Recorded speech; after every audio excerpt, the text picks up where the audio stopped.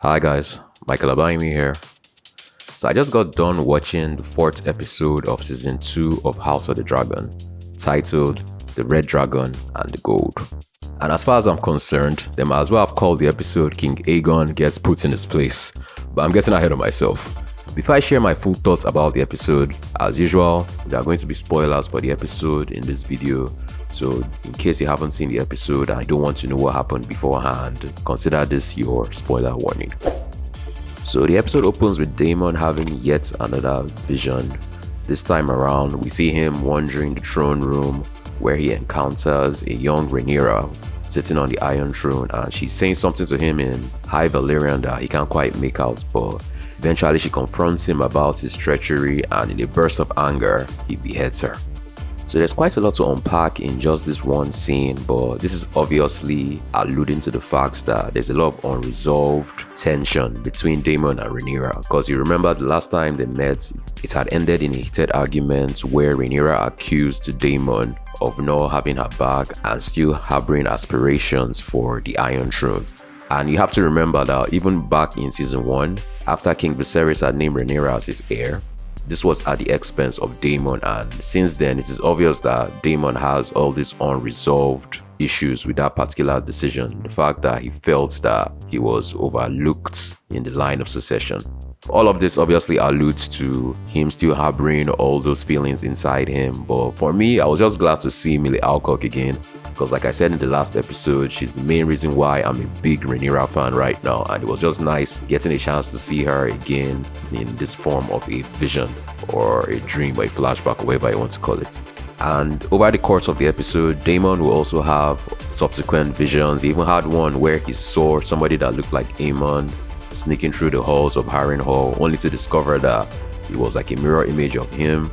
So it's just clear that there's a lot going on with him on the spiritual level now, because he runs into the maiden from the last episode, the one that declared that he was going to die there. It turns out that she's some kind of witch, and she tells him that Harrenhal was actually cursed, which kind of explains some of the things that are happening to him, but most of it is ominous foreshadowing, so we're waiting to see it play out over the course of subsequent episodes. Over at King's Landing, we have Allent requesting the Maester to prepare what can only be described as a morning after tea. And we even have Lord Larys noticing this when he comes to her chambers to ask why she had failed to attend one of the council meetings. So this is obviously her just trying to avoid the shame of what she has been doing with Criston Cole coming to knowledge. Because if she gets knocked up, obviously the entire kingdom is going to find out, and none of it will end well for either of them. But speaking about the council meeting, we have Aegon, who appears to be angry at the fact that his council isn't actually being sought by the council members, because it just appears that the machinery of this war that is going on without his input.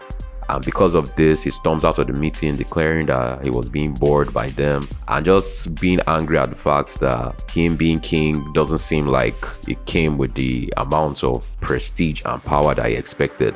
But we now have Allent putting him in his place and reminding him of why he became king in the first place, and just letting him know that he was more or less just there to act as a figurehead. Like, nobody's expecting his input, especially since he lacks the required wisdom to actually be a good king.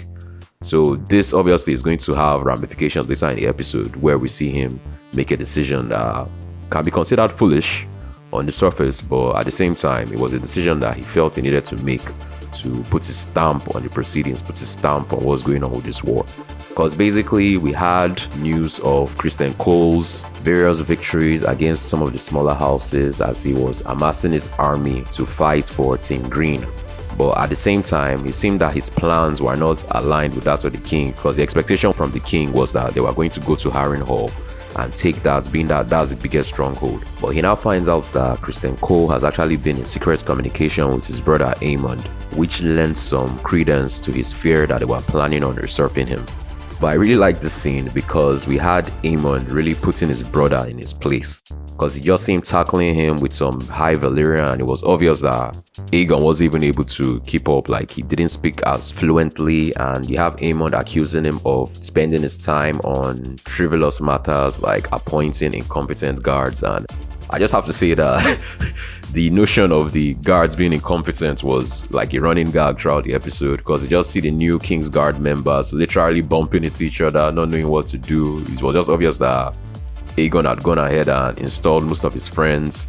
So the whole thing was just funny, and it just highlighted the fact that Aegon was not a proper candidate for king, and in a way it actually sheds light on Aemon being a more viable candidate as king, which is another thing that comes to play later on in the episode.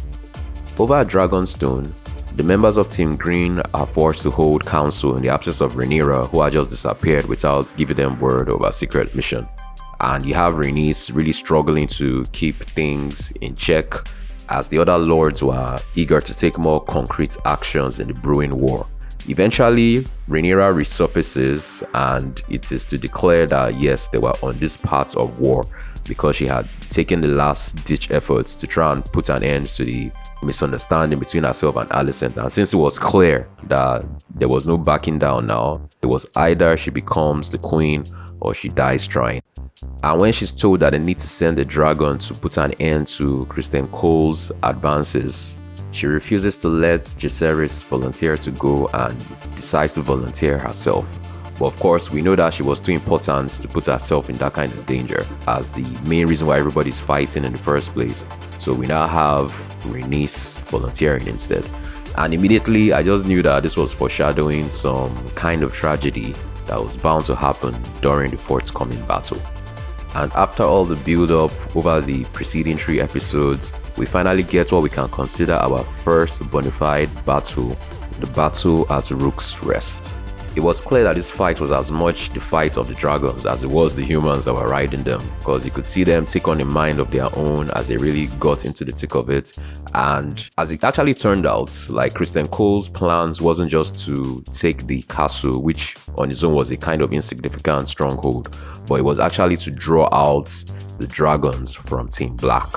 And we have Rhaenys riding on Meleys to come and aid the people of Rook's Rest, only for her to be counterattacked by Aemond. But before Aemond actually gets a chance to ride in with Vhagar, we have the king riding in on Sunfire, wearing the battle armor of Aegon the Conqueror himself, as it was there to show that he's not somebody to be cast aside. But it was obvious that he was in over his head, and he was actually in a bit of a pinch before Aemond or Vhagar had to step in to help him. But there was a pivotal moment during this fight that they make it clear that Aemond was still harboring quite a bit of resentment for his brother Aegon. And we even see him considering whether or not to save him or whether or not to even go ahead and execute him. And just like I suspected from all the heavy foreshadowing that was done previously, we have Rhaenys going down after her dragon Meleys is killed by Vhagar. While it is unclear the extent of the wounds of the king following his fall of his dragon Sunfire. So looking at this episode as a whole, I have to say that I actually came out of the episode a bit conflicted. I guess most of it was due to the fact that I had really come to admire Rhaenys as a character, and seeing her go down like this left me feeling sad and angry at the same time.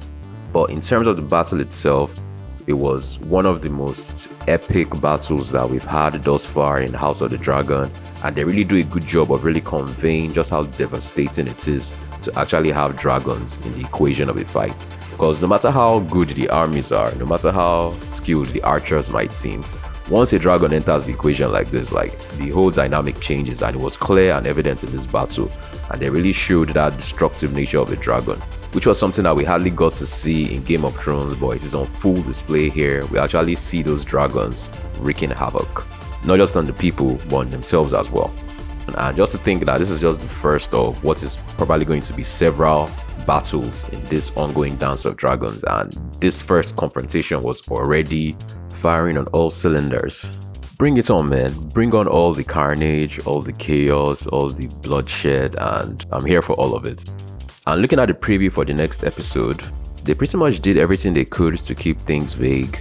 But from what little I was able to glean, you could see that Daemon was still having his visions, as well as trying to rally troops for Team Black and being conflicted with his aspirations of wearing a crown himself. So it is clear that all of these things are still going to play into the ongoing conflict, as it is obviously not just a conflict between Team Green and Team Black, but even within Team Black itself, there's that possibility for friction between Damon and Rhaenyra.